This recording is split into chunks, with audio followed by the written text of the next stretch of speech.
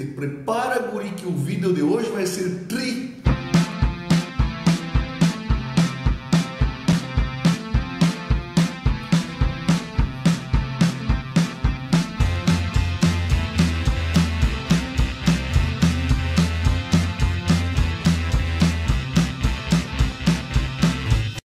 E a videoaula de hoje é uma atendendo a pedidos aí do Derli Kramer do canal Ok Como Faz, um canal de edição de vídeo aí bastante legal, coisa que eu poderia aprender bastante aí, você que acompanha assim as edições do meu vídeo que não são lá nenhum espetáculo, né? Abraço para você, Derli. Então vamos lá, né? O Derli, esse gaúcho aí, pediu para que eu desse uma perspectiva paulista sobre algo muito importante para a história do povo gaúcho, que é a Revolução Farroupilha. Pois é, cara, vamos lá. A Revolução Farroupilha foi um negócio bastante complexo, muito longo, cheio de detalhes no seu processo histórico, né? Que se a gente fosse fazer aí um passo a passo da Revolução Farroupilha, eu ia ter que fazer uns 3 vídeos de 1 hora cada e assim, ia tomar um belo tempo. Então o que a gente vai fazer aqui? Vamos fazer um vídeo bem objetivo, né? Reconhecendo os planos gerais que vão levar a Revolução Farroupilha e quais são os desdobramentos dessa coisa toda. Então, a primeira coisa que a gente tem que ter na cabeça, a Revolução Farroupilha foi uma revolução que durou 10 anos. Cara, 10 anos, você tem noção do que é isso? Bota a mão na cabeça e pensa aí, quem que era você há 10 anos atrás? Agora vê, cara, imagina todo esse tempo da sua vida aí, né, no processo revolucionário. Caramba, esse pessoal aí tinha que estar muito motivado para participar de uma revolução tão longa como essa. Então, começando aí por datas, a Revolução Farroupilha aí começa oficialmente, né, dia 20 de setembro de 1835 e finaliza dia 1º de março de 1845. Coloque isso aí numa linha do tempo. O que o Brasil estava vivendo nesse momento? Cara, a Revolução Farroupilha faz parte de um conjunto de revoluções chamadas de revoluções regenciais, porque acontecem durante a regência.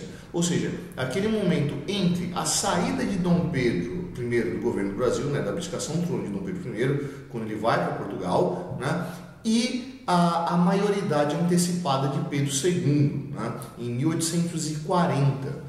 Então, durante esse período aí, entre 1831 e 1840, vai aparecer uma série de revoluções dentro do Brasil, né? Todos eles dentro da área periférica da economia. Mas como assim, área periférica da economia? Onde estava o centro da economia do Brasil nessa época da regência? Era justamente São Paulo, né? A época da efervescência do café, né? Então, essa região de São Paulo aqui tinha um grande interesse na manutenção do sistema imperial, coisa que eu já falei em outros vídeos aí, onde a gente analisou a ideia do império, né? Então, o império no Brasil, ele serviu principalmente para criar uma unidade territorial. Antes da proclamação da independência do Brasil, você tinha uma série de movimentos ali que buscavam independências locais. E durante o movimento regencial, o que vai acontecer? Uma série de revoltas fora desse eixo de São Paulo, né, que vai ter dentro do seu processo algum pensamento separatista, que é o caso ali da Revolução Farroupilha. Mas a Revolução Farroupilha ela nasceu com essa inspiração separatista? Não nasceu. Vamos aí passo por passo para a gente entender todo esse processo. Então, vamos vendo o que era essa região sul do Brasil, né, durante esse momento da regência aí, né, onde vai eclodir a Revolução Farroupilha. Bom, essa região sul, ela tinha um processo de colonização bem fora do padrão, né? E ainda mais que esse sul do país não era exatamente o que é o sul do país hoje, né? Então, primeira coisa para a gente ver aí do que era essa região sul do Brasil. Trabalho escravo existia, no entanto, o trabalho escravo não era o padrão. né? Ao contrário do que você via, por exemplo, no litoral nordestino, na região da exploração do açúcar, né? Então, vendo, o sul do país era caracterizado por que tipo de economia? Principalmente economia pecuária, tanto que a grande produção do sul do país nesse momento era do que? Couro e charque. Cara, se você não sabe o que é charque, charque é um tipo de carne seca, né? Assim como a carne de sol, assim como o jabá, o que vai diferenciar é o processo de produção, mas é um pedaço de carne desidratada. No momento onde não existia geladeira ou energia elétrica, você pode perceber a importância desse tipo de produção. Era questão de alimentação básica, ainda mais onde não tinha criação de gado próximo, né? Então, isso aí era a base de alimentação para trabalhador, tá? Então, vamos ver. Criação de gado em sistema não de gado confinado, né? do gado livre. Cara, você consegue imaginar escravo tomando conta de gado dessa forma? Se você dá um cavalo e, sei lá, 200 cabeças de gado para o escravo e falar, leve esse gado para pastar, quantas cabeças de gado você acha que ele traz de volta, se é que ele vai voltar, né? Então, no sul do país existia muito trabalho livre. Não que não tivesse escravo, existia, tá? Mas não era a base do trabalho nessa região, né? Tanto que até hoje, se você vai lá para o sul do país, a quantidade da população negra que existe lá é muito reduzida, né? Ainda mais se você comparar com outras regiões do país onde a escravidão foi muito mais marcante, né? Então, o trabalho lá já tinha uma postura diferente que vai levar a um outro tipo de colonização, certo? Ainda mais que essa região sul do país nunca foi um centro econômico, né? Ainda mais quando a gente está olhando para esse momento aqui, ou da época da colônia, ou da época do império. Então, não era um local com uma oligarquia extremamente importante. Daí que eu estou falando de ser uma economia periférica, tá? Então, vamos lá. O sul vivia dessa produção pecuária e o Brasil estava vivendo um momento ali onde a economia estava voltada para o café. Lembrando que quando vem o processo de independência, os grupos políticos que existiam no Brasil estavam divididos ali meio que em dois pensamentos básicos.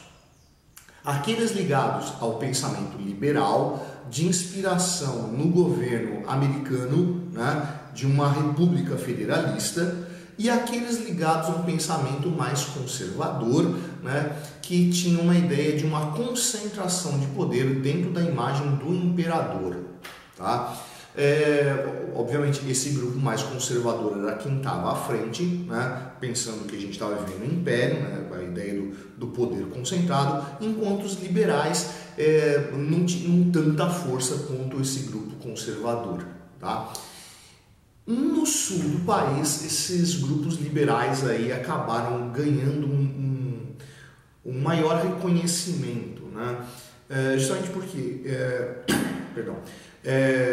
como o sul vivia dessa economia periférica, a ideia de uma economia com maior autonomia de província fazia muito mais sentido para eles. Afinal de contas, já que trabalhamos com essa economia que não é a base de toda a produção dentro do império, né, a gente deveria gozar ali de maiores liberdades para tomar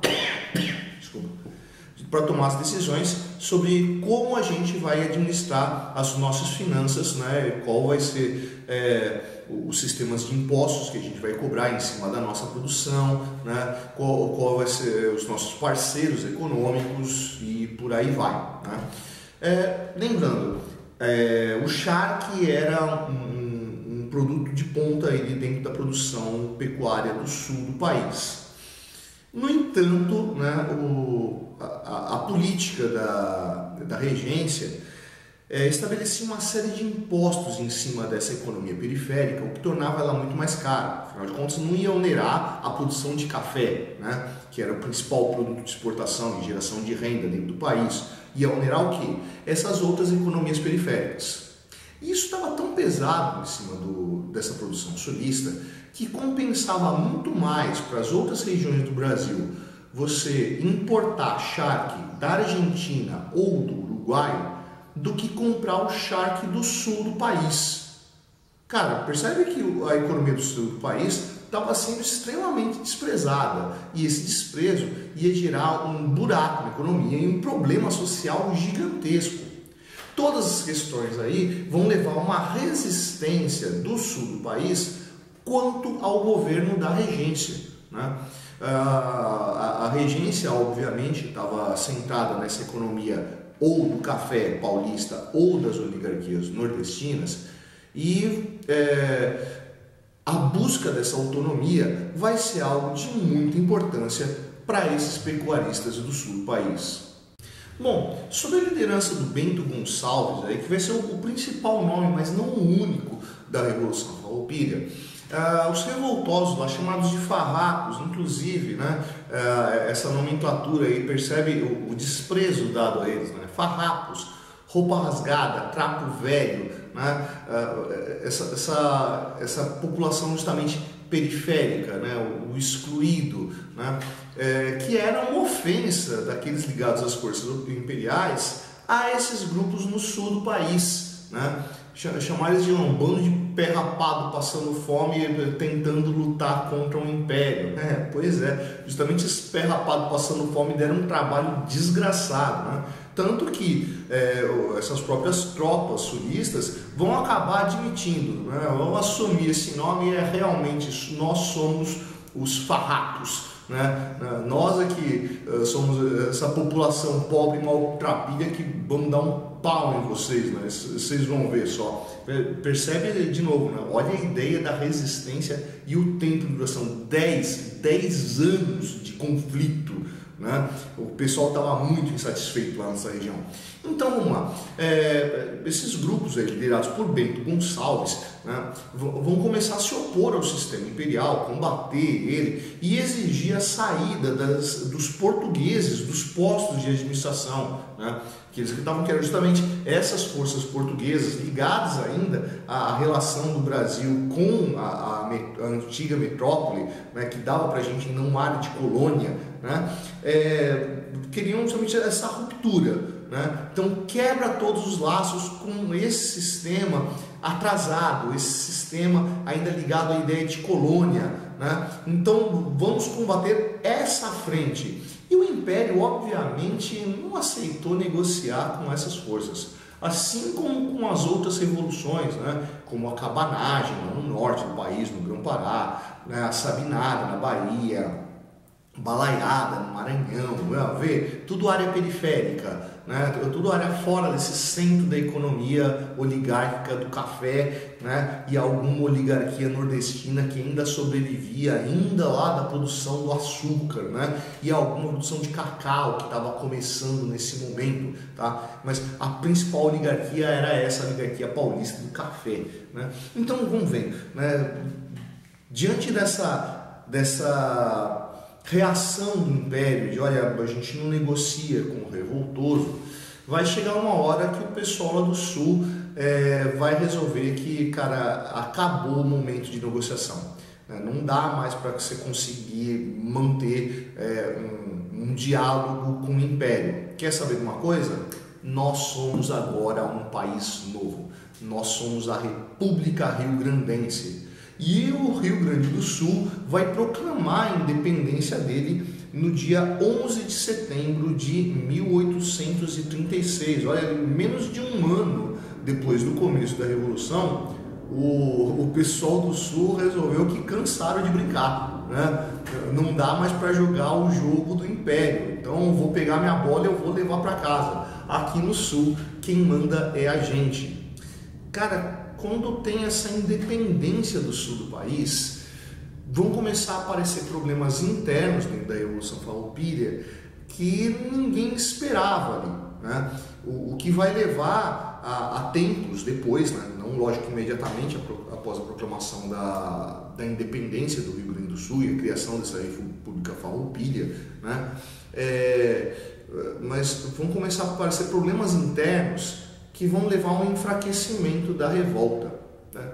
Pô, como que uma proclamação de independência, uma busca de autonomia de um território que realmente já buscava autonomia, vai começar a gerar ali um problema interno? Bom, então, primeira coisa, esse movimento do sul do país era muito bem visto por outras regiões periféricas do resto do país, né? Os outros membros de movimentos revoltosos aí do período da regência olhavam para o sul do país e falavam: olha lá, o pessoal está conseguindo algo que a gente não está, né? Lá no sul do país o pessoal está realmente conseguindo agregar forças para combater o império, coisa que a gente não está conseguindo. Então, opa, vamos olhar para esse pessoal, né? Vamos ver que esse pessoal aí no sul, né, pode ser a resposta para o que a gente está buscando. Só que na hora que surge a República Rio-Grandense, muitos dos outros territórios vão começar a olhar com desconfiança, né? E assim, peraí, esses caras estão se separando, né? Será que a gente não pode contar com esse pessoal para que o nosso movimento dê certo também? Será que eles estão realmente querendo um novo Brasil ou estão querendo apenas o seu território, né? Esses caras não vão beneficiar a gente. Lembrando que, cara, no sul do país, em muito território, mal se falava português, né? É só você olhar ali para o Uruguai, por exemplo, né? Que até pouco tempo atrás, antes da Revolução Farroupilha, era lá a província Cisplatina, né? Parte do território brasileiro. E aí, né, pô, esse pessoal aí que, como o pessoal lá do Uruguai fala Guarani, né? Territórios no sul do país onde não se falava português, se falava Guarani, por causa dessas populações nativas que ajudaram a compor ali o povo gaúcho, né? Então, cara, é meio perigoso você apostar suas fichas lá no pessoal do sul, né? Então começa a surgir essa resistência. Outro problema que vai ter vai ser um problema interno. Porque nesse momento estava começando o que era chamado de processo de branqueamento do país, né? O que foi o processo do branqueamento do país? É algo que vai ter muito mais força durante o segundo reinado, após a maioridade de Pedro II em 1840, né? Mas que já começava ali durante a regência, né? Que é um processo de troca do trabalhador escravo pelo trabalhador livre, né? E que vai começar a trazer colonos europeus para o Brasil. Bom, o sul do Brasil é um local de clima temperado, algo muito mais parecido com o que você tem no clima da Europa. Então, muitos estrangeiros que vieram para o Brasil para trabalhar em São Paulo, na produção de café, que era o centro dessa economia, vão acabar abandonando isso e vão migrar para o sul. Achavam as condições muito ruins, né, e realmente era comparado ao trabalho escravo, vão abandonar isso e vão migrar para o sul do país, onde vão começar a formar colônias. E esses estrangeiros, italianos, alemães, que vão começar a chegar, era um grupo muito pequeno ainda nessa época, né? Não era o que vai virar depois da Revolução Farroupilha, já durante o segundo reinado, né? Mas esse grupo que ainda era pequeno, olhava para esse separatismo com desconfiança, né? Porque, pô, a gente já fugiu do nosso país lá na Europa, viemos parar nessa terra. Se a gente apoiar essa revolta, vai que a revolta dá ruim aí, né? Vai que a revolta é massacrada pelo Império, e essa chance era muito grande, né? A gente vai ser visto como traidor, né? A gente já não tem mais espaço na nossa terra, tanto que a gente fugiu de lá, chega aqui e vai ser deportado. Então esses imigrantes italianos, alemães que estavam chegando lá começaram a ficar meio arisco com essa ideia da Revolução Farroupilha e achavam que isso poderia ser um problema, tá?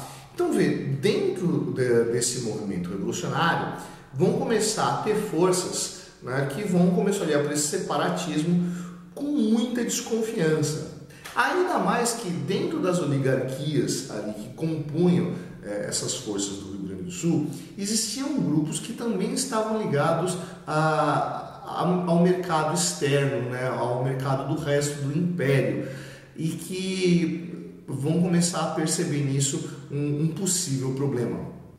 Bom, mesmo com esses grupos que vão começar a se desconectar da Revolução Farroupilha, o pessoal da Revolução não vai desanimar. A gauchada ali estava com sangue nos olhos, né? Então, cara, precisamos recompor as nossas forças de forma a garantir a autonomia do sul do país e garantir a existência da República Rio-Grandense para que nós possamos, né, manter essa força, conseguir garantir os nossos direitos, né, conseguir evitar que o Império trate a gente como um grupo de cidadãos de segunda categoria, né? E aí o que vai acontecer?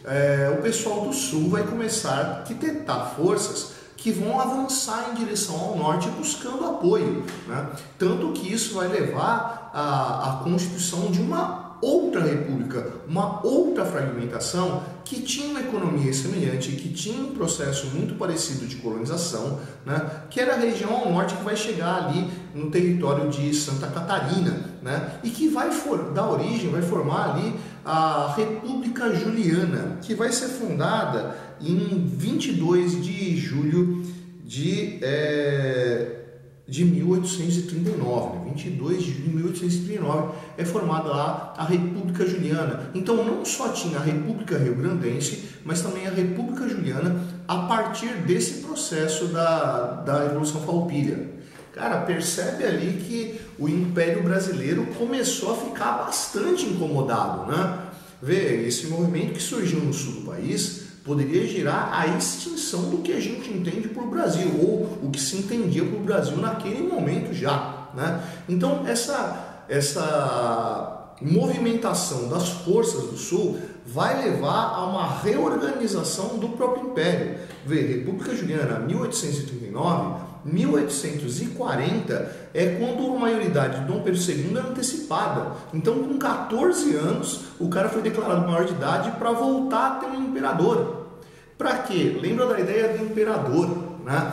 O imperador, ele é um nobre, né? Como um nobre, ele está acima dos países. Se ele está acima dos países, isso quer dizer que ele não está conectado a ninguém dentro do seu império. Justamente por isso ele pode representar todo mundo. Ele seria uma força à parte, alguém que estaria lá para organizar a bagunça entre os diversos grupos. Tanto que durante o Império tinha lá o chamado poder moderador, cuja ideia era justamente essa, moderar, né? Alinhar essas forças para evitar ali que surgissem conflitos como esse que estava rolando lá no Rio Grande do Sul, né? Então, o Império vai acabar buscando novas forças para tentar combater essas forças da Revolução Farroupilha, e vai conseguir ali agregar uma série de forças mais ao norte, inclusive com apoio externo, para gerar um ataque direto ao Rio Grande do Sul, que pelo desgaste, pela duração do conflito, que já tinha passado 5 anos de tensão ali, já estava começando a cansar. E as forças gaúchas estavam sentindo isso, né? E isso vai gerar uma fragmentação no sul do país.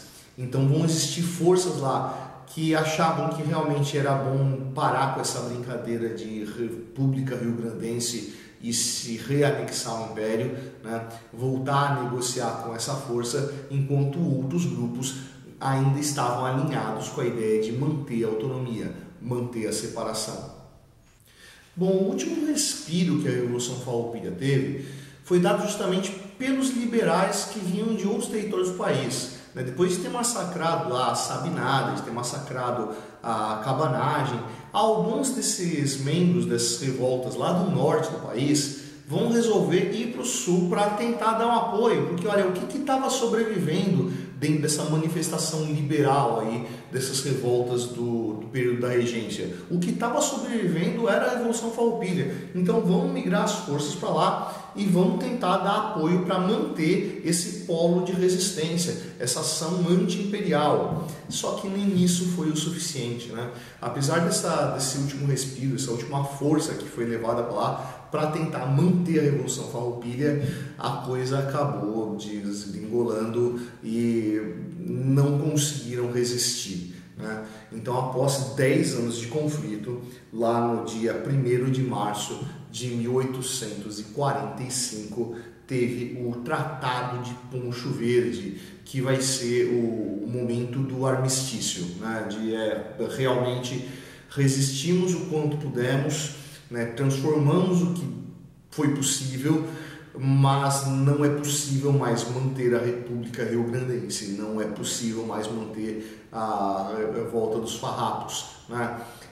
Vamos assinar a rendição e acabou essa revolta, estamos de volta ao Império. Quer dizer que isso foi uma derrota? Eu não diria bem isso, né? Apesar de o sul do país ter sido reanexado ao Império, os revoltosos terem sido punidos, né? Não é possível afirmar que a Revolução Farroupilha foi derrotada, né? Isso deixou uma marca indelével no Império, tanto que uma das causas do restabelecimento do imperador no Brasil se deve muito por causa da Revolução Farroupilha, e existia um império que olhasse com muito cuidado para essas economias periféricas do Brasil para evitar novas revoltas.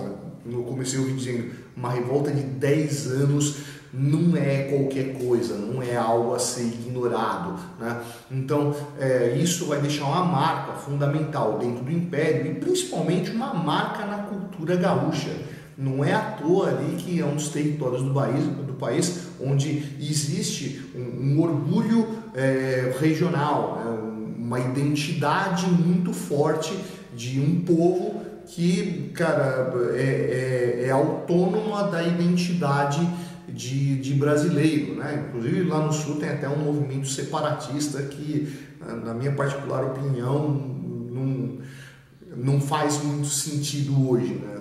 Acho que o Rio Grande do Sul seria muito mais prejudicado do que beneficiado com algo desse tipo aí, né? E não tem nada a ver com a própria Revolução Farroupilha, né? Mas esse vídeo já ficou longo demais, era para ficar mais longo ainda, que nem eu disse, eu fosse fazer os detalhamentos passo a passo do que foi essa revolta. Então vamos parando por aí. E aí, curtiu o vídeo de hoje? Se curtiu, vai lá embaixo não curtir. Não curtiu, vai lá embaixo não descurtir. Essa é a prancheta do Suetônio, eu sou o professor Fábio. E você, meu amigo, você deveria estar estudando.